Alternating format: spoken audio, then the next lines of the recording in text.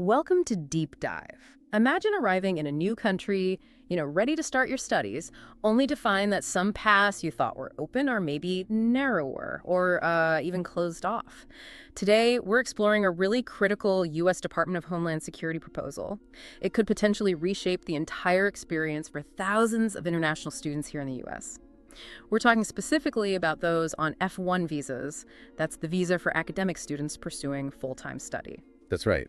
And this proposal, it hits on a couple of key things, both that initial academic journey, the first steps, and also the overall time students are allowed to stay.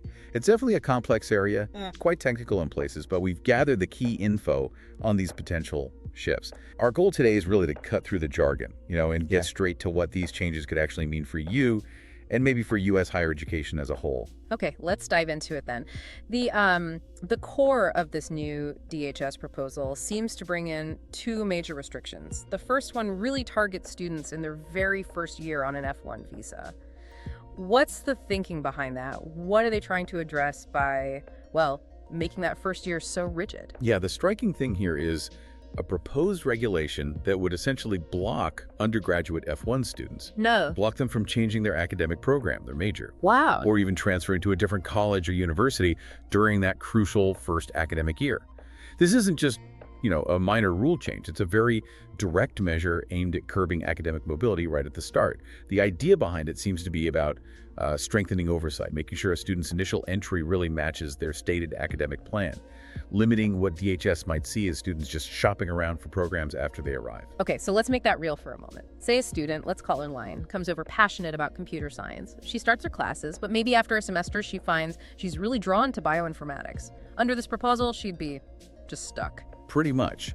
She'd be locked into that computer science major for the entire first year, which, as you say, could lead to disengagement, maybe even academic problems, if it's really not the right fit for her. That sounds like a huge amount of pressure, especially during what's already a massive adjustment period for any international student. Precisely. That initial choice you make before you even arrive suddenly becomes much, much more binding than it's ever been. The proposal really aims to drastically limit that flexibility we currently see. The only way out would be under very narrow, really unforeseen circumstances. Things like natural disasters affecting the campus, or maybe the whole campus closing down. Okay. And even then, it's not automatic. You'd need specific approval from the Student and Exchange Visitor Program, SEVP. SEV, that's the government body overseeing these student programs, right? Exactly, the program that manages and monitors non-immigrant students and exchange visitors. So, yeah, it adds another significant layer of government oversight just to make a change, even under exceptional circumstances. Right, so that initial decision just carries enormous weight now, and then having to navigate a whole new bureaucratic layer. Wow, especially when students are just finding their feet. And you mentioned this isn't just an isolated change, this first-year restriction. It kind of fits into a bigger picture, doesn't it? A much larger proposal to change how long students can stay overall. Replacing something called duration of status, or DS, that sounds like potentially an even bigger deal for many students. Can you break down what duration of status actually means and why changing it is such a fundamental shift? Absolutely. Connecting this to the bigger picture, yes, it's a profound change. A fundamental shift in how visa durations are structured for many international students and visitors. See, currently, duration of status, DS, it isn't just some technical term on a visa stamp. For decades, it's really been the bedrock of flexibility for these students. What it means is your legal permission to stay in the U.S. is directly tied to your academic program. As long as you're enrolled, making progress, maintaining your F-1 status, you can stay to complete your studies. Even if it takes a bit longer, like an extra semester. Exactly. Even if you need an extra semester, maybe two, because of legitimate academic reasons. Switching majors, perhaps, needing to adjust your course load, research taking longer. DS allowed for that kind of organic academic journey. It allowed for adaptation, unforeseen program changes, things that just happen in academic life. This proposal seeks to replace all that with fixed visa durations, a set end date. And that really signals a major shift in how the U.S. might be viewing international students, maybe less like long-term academic partners whose stay depends on finishing their education, and more like temporary guests whose time is strictly controlled by a preset timer from the start. It definitely reflects a policy leaning more towards immediate oversight, perhaps sacrificing some of that historical flexibility that really encouraged longer academic pursuits, especially in research. Fixed durations. That sounds incredibly rigid compared to the current system. So how would that actually work in practice? So say for a student doing a PhD, which often takes much longer than a standard undergrad degree? Well, under this proposed rule, F-1 students, and also J-1 exchange visitors, by the way, would typically get a fixed period of stay, often limited to 4 years. 4 years. Yes, which is a really stark contrast to the current flexible period tied to finishing your program. And you're right, it immediately raises big questions. How do students in longer programs like PhDs, which easily go beyond 4 years, or even some specialized undergrad degrees like maybe architecture or certain medical fields, how are they accommodated? It introduces a whole new level of planning and potentially some pretty stressful reapplication processes every few years just to continue your studies legally. And you mentioned J-1 visas too. Is it just F-1 and J-1, or are other visa types caught up in this shift to fixed durations? No, it's broader than that. The proposal also pulls in media professionals who are here on I visas, that's for foreign journalists and media reps. They'd face fixed stays too, generally up to 240 days. And there's an even more specific measure aimed at Chinese journalists. They'd be limited to just 90 days per stay. 90 days, that's quite specific. It is. Now, for all these categories, extensions would still be possible in theory. But the initial framework, the starting point, is much, much more rigid. It could create significant administrative hurdles, extra paperwork, more uncertainty. The goal, again, seems to be about increasing control and maybe predictability over how long non-immigrants stay.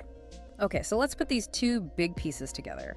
The first-year restrictions on changing programs or schools, and then this major shift from flexible duration of status to fixed time limits. What does this all really mean for the students caught in the middle? And what about the universities themselves? Let's try to unpack the potential impacts, maybe those ripple effects people are talking about. Yeah, it definitely introduces several pretty significant challenges. For the students themselves, the most obvious one is that loss of academic flexibility. Imagine Sarah, a brilliant physics PhD student. Maybe she discovers a really groundbreaking research angle, but pursuing it means her PhD will take an extra year. Under the current DS system, that's usually manageable academically, a conversation with her department. Under a fixed 4-year duration model, that same situation could suddenly become a stressful administrative nightmare. Applying for an extension, proving ongoing academic need, facing uncertainty about approval. It could potentially force students like her down paths that aren't actually the best fit for their research or career, or worse, even end a promising academic track simply because of bureaucratic timelines. And those extensions you mentioned, even if they are possible, do they just add another layer of complexity? Could they genuinely interrupt a student's academic progress? Exactly. While yes, extensions are technically an option, the whole framework becomes more rigid. It introduces new bureaucratic hurdles, absolutely. Students would have to be really proactive, applying well in advance, gathering proof of their ongoing academic need, good standing, often needing detailed support letters from their departments. This really complicates planning, not just academic planning, but personal life planning too. It makes long-term stability much less straightforward. And it adds this element of uncertainty that just wasn't really there before in the same way, potentially distracting students from, their actual studies and research. Mm-hmm. And I understand that critics, maybe universities and education groups, have raised some pretty serious concerns about the broader impact too. Beyond the individual student experience, what are those objections? What kind of ripple effect could we see across U.S. higher education? That's a really important question. What is the broader impact, economically, culturally, even on research and innovation? Critics, and that includes many university leaders and international education organizations, they warned that making the system less flexible and more rigid could significantly deter talented international students from choosing the U.S. in the first place. Makes sense. If it looks harder or more uncertain to study here, they might go elsewhere: Canada, Australia, the UK, Europe. This, in turn, could directly hit U.S. universities' finances. Many rely quite heavily on international student tuition, especially as domestic enrollment fluctuates. But beyond money, there's the cultural impact. It would almost certainly reduce the diversity of perspectives on campuses, in classrooms, that richness that comes from having students from all over the world. And furthermore, these changes could hinder research collaboration, especially in STEM fields where multi-year PhDs and postdoctoral work are common, and attracting top global talent is absolutely critical for innovation. It could potentially impact America's standing as a global leader in education and research. And these aren't new worries. Similar concerns were raised very loudly when earlier versions of these ideas were floated years ago. It suggests there's a real perceived risk here to the U.S.'s competitive edge in attracting the world's best and brightest minds. These definitely sound like significant changes being proposed with potentially very wide-ranging effects. So where does this all stand right now? Is this happening? Have these rules been implemented, or is it still just a proposal? That is a crucial point for everyone listening. It's really important to understand that these rules are currently proposed. They're not final. They were submitted for public comment. That's a required period where anyone, universities, students, lawyers, industry groups, the general public, can provide feedback, raise concerns, suggest changes. Okay, so there's a feedback window. Exactly. And that period is vital. What happens next really depends on the feedback received during that comment period. The proposal could potentially evolve, it might be modified based on the input, or theoretically, it could even be withdrawn entirely before anything is finalized. So, just to be crystal clear, this is not yet a final rule. It's not in effect today. There's still a window for input and potential adjustments to be made. Right. So it's still very much in a formative stage. That gives individuals, institutions, everyone involved a really crucial window to understand what's being proposed and potentially influence the final outcome. That's a key takeaway. Definitely. So just to summarize where we've been in this deep dive, we looked at this new DHS proposal, focusing on those significant restrictions for first-year F-1 undergrads, curbing their ability to change majors or schools early on. And then we talked about that bigger, more fundamental shift away from the flexible duration of status system towards fixed visa durations, which would impact F-1 students, J-1 exchange visitors, and even I-visa media professionals. Taken together, this proposal clearly reflects an effort to strengthen oversight and control over international student and visitor stays.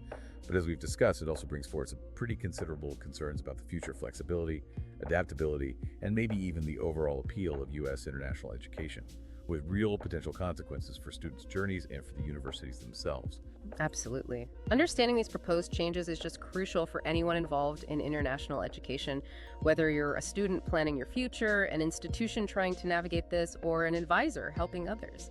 This deep dive has hopefully highlighted the key parts of the proposal and what its impact could be. Ultimately, these proposed changes really make you wonder, don't they? Will prioritizing stricter oversight inadvertently come at the cost of America's global academic leadership, its ability to attract the very best minds from around the world? That's certainly something to keep thinking about as this proposal moves forward. All the best, and we will meet again with another important subject in the next meeting.